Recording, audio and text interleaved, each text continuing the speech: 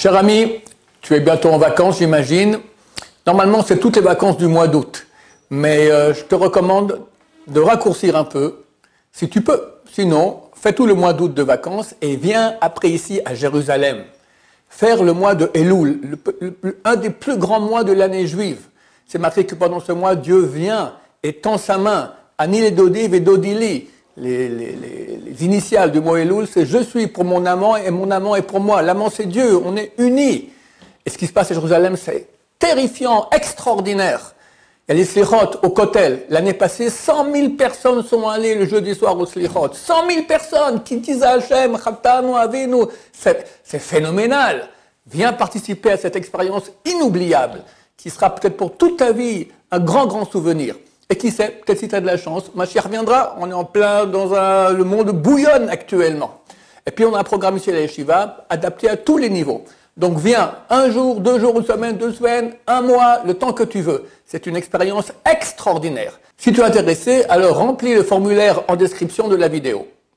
Au revoir et à bientôt.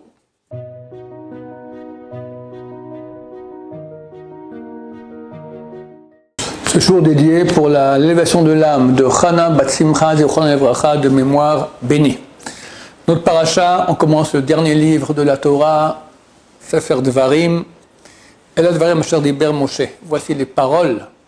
Devarim, c'est aussi des objets, c'est aussi des paroles. Tout ce qui est créé sur terre, c'est donc des objets. En fait, c'est les paroles de Dieu. C'est la parole de Dieu qui les a créées. Donc voici les paroles que Moshe a dit au Bnei Israël. Et là, on cite plusieurs endroits. Bever Yarden, l'autre côté du Jourdain, Bamidbar, dans le désert, Ba'arava, c'est une partie du désert qui s'appelle Arava, Mol Souf, devant Souf, Ben Paran ou Ben Tofel. Devant Paran, ça on connaît, Tofel on ne connaît pas. Velavan est blanc, on ne sait pas non plus ce que c'est. Vachaserot, Velizahav, c'est aussi des endroits. Et Dizahav, peut-être la ville de Dahab aujourd'hui, dans le désert du Sinaï. En fait, c'est écrit que Moshe Rabbeinu leur a fait une tochecha. Une tochecha, ça veut dire admonesté. Il va bientôt mourir, on est un peu plus d'1 mois avant sa mort. Et il va... Tous les vieux de Varim, c'est un grand livre de Moussar, vraiment un grand livre de Moussar. Et il leur dit, vous êtes mal comportés. Et il rappelle les endroits où ils sont mal comportés. La vanne, c'est en fait sur la manne, qui sont pleins sur la manne. Et chaque endroit, un t'était comme ci, un t'était comme ça, etc. Le premier mot du livre, c'est Elle Advarim. Voici les paroles. Le Megalé Amukot, c'est un grand rabbin qui vit il y a 300-400 ans en Europe, qui a créé un livre qui s'appelle Megalé Amukot, dévoile les profondeurs. C'est vraiment comme ça, c'est un livre très très profond. Alors il dit que Elle, ce sont les initiales de Avak Lashon Hara. Elle, Aleph, Lamed, Hey. Aleph, c'est Avak. Lamed, Lashon, Hey, Hara. C'est poussière de Lashon Hara. Tout le monde sait que Lashon Hara, c'est extrêmement grave. Mais il y a quelque chose aussi qui s'appelle la poussière de Lashon Hara. Ce n'est pas un vrai Lashon Hara. C'est une poussière. C'est quoi, par exemple? Il y a 5 sortes de poussière de Lashon Hara. Par exemple, je suis devant un public et je leur dis, ce type-là, il n'est pas présent, même présent, même s'il n'est pas présent. Extraordinaire, c'est vraiment quelqu'un de vraiment que j'estime, vraiment, il est génial, c'est un grand sadique. Forcément, dans la salle, quelqu'un va dire, ouais, bon, ben, il exagère, moi je vais faire ci, je vais faire ça. Je provoque la Lashon Hara chez les gens. Si c'est un grand de la Torah, reconnu par tout le monde comme sadique, ça va. Mais si c'est un lambda comme ça, c'est avec la Lashon Hara.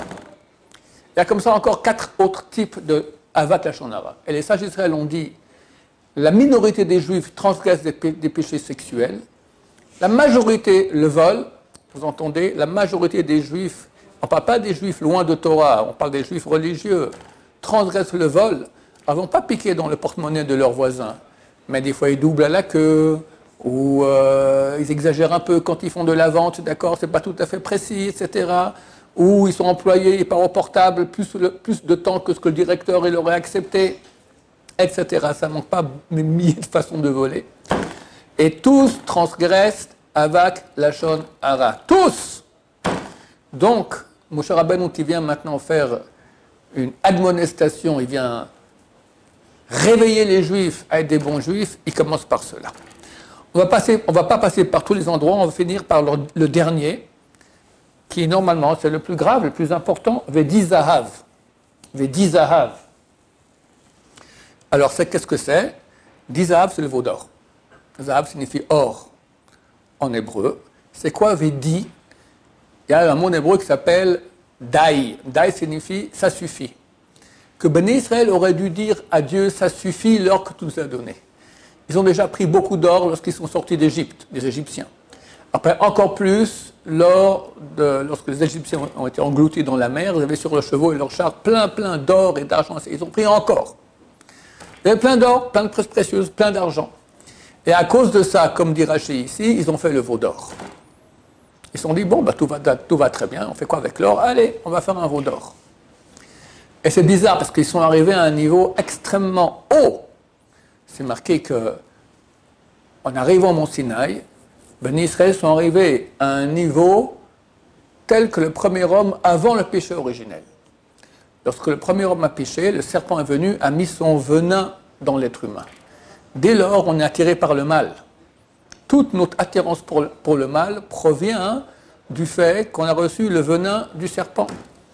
En arrivant à Mont Sinaï, on a été débarrassé de cela. On a réparé le péché originel, on était à l'état du premier homme avant le péché originel. Et pendant 40 jours, on était comme ça au Mont Sinaï. Moshe Rabbeinu est monté au haut de la montagne. Et là, le Yetzer Hara, il revient de l'extérieur, pas notre intérieur, parce qu'on était déjà, on s'est débarrassé du Yetzer Hara intérieur, il était à l'extérieur. Et il dit, fais un veau d'or, fais un veau d'or, fais un veau d'or, t'as de l'argent, t'as de l'or, tout ça. Et hop, on tombe dans le panneau. Et de nouveau, depuis cette époque-là, nous sommes tous revenus au niveau, après le péché originel, on a le venin du serpent chez nous. C'est très intéressant de voir qu'à cause de quoi? Parce que, comme ça expliquent les sages d'Israël, Ben Israël avait Ta'avat Mammon. C'est quoi Ta'avat Mammon? L'amour de l'argent. Vous me direz, mais l'amour de l'argent, il n'y a aucun problème à avoir de l'amour de l'argent. Moi, j'ai envie d'une belle villa, j'ai envie d'une belle voiture, de 2 belles voitures, de belles vacances. Je veux de l'argent. Effectivement, on a l'impression que c'est rien, parce que 99,9% de la population mondiale rêve de la même chose. Et on leur fait rêver ça.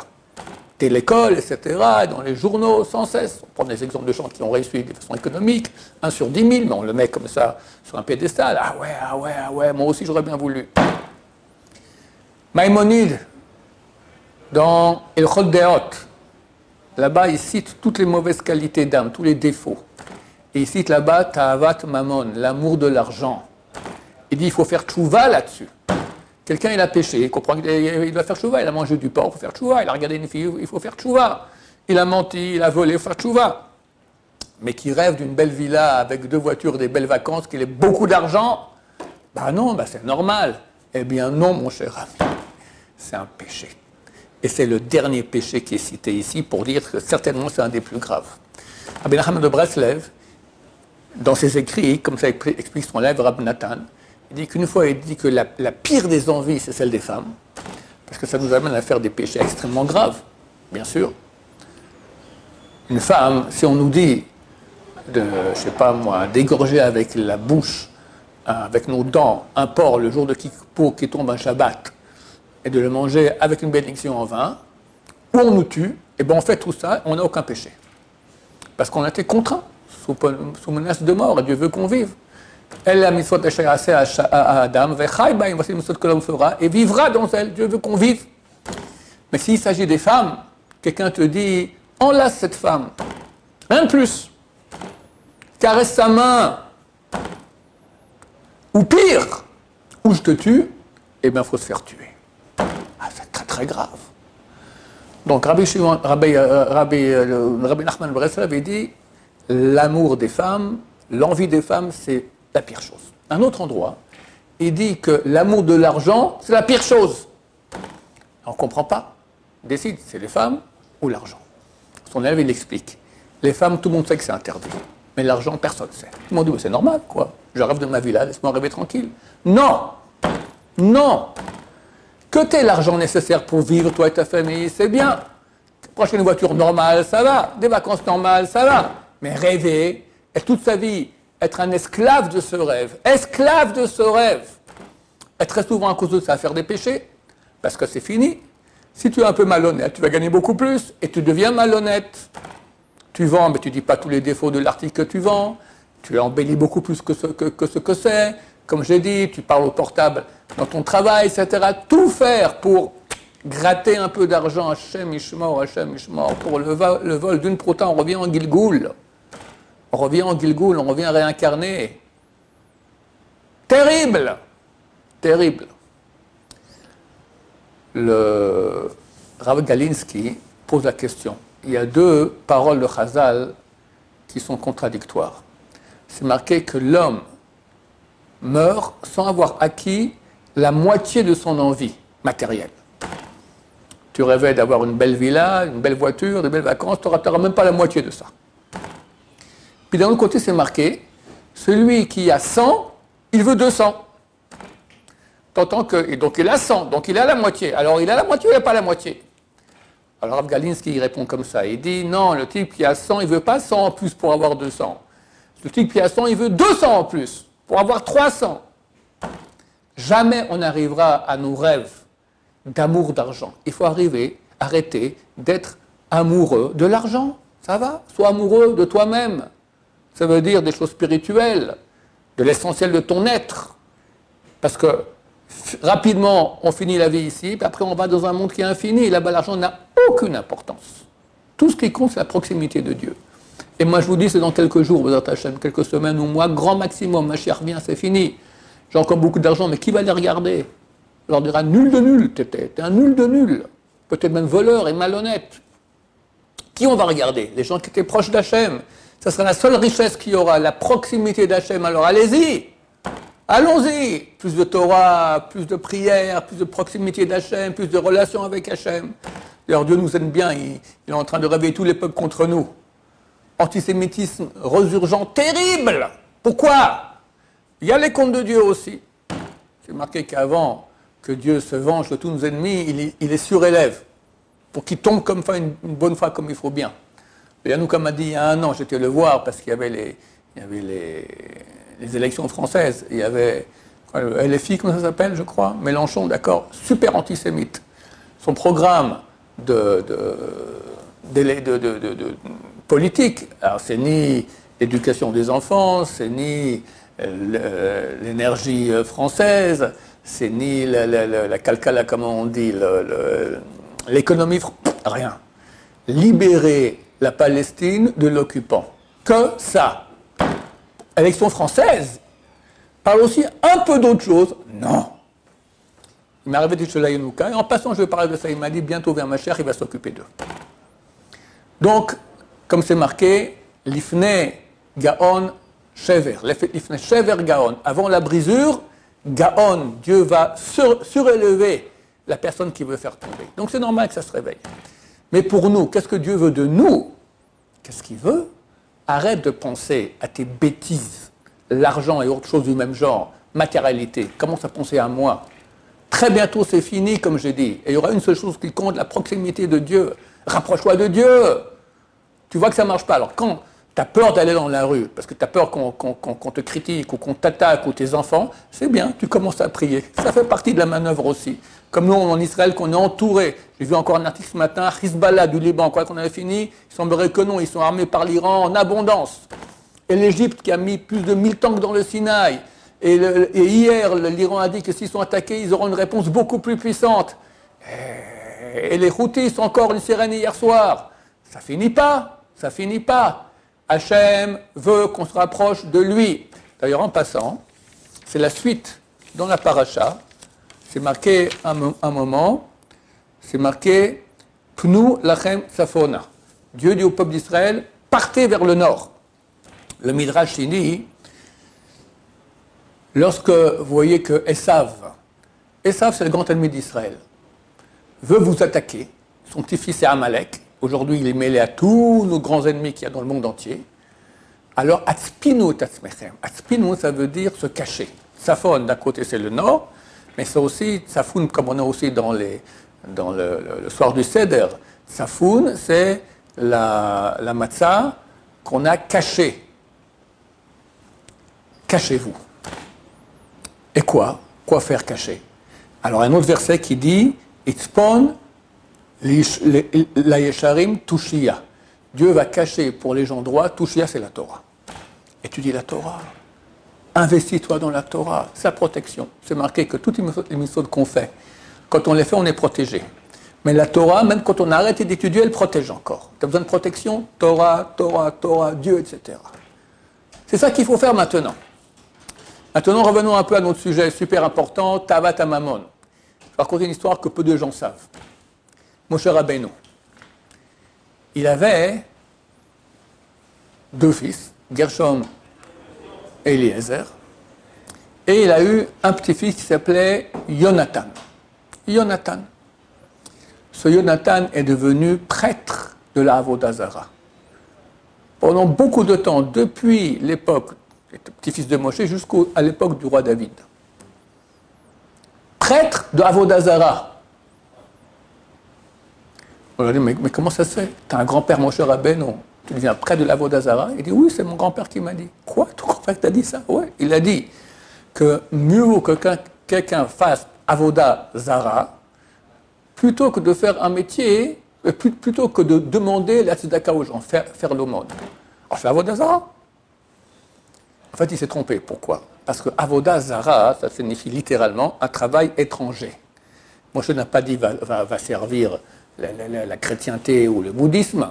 Il n'a pas dit maintenant de devenir un idolâtre. Il a dit fais un travail qui est même étranger à tes yeux. T'aimes pas. C'est mieux que demander l'aumône.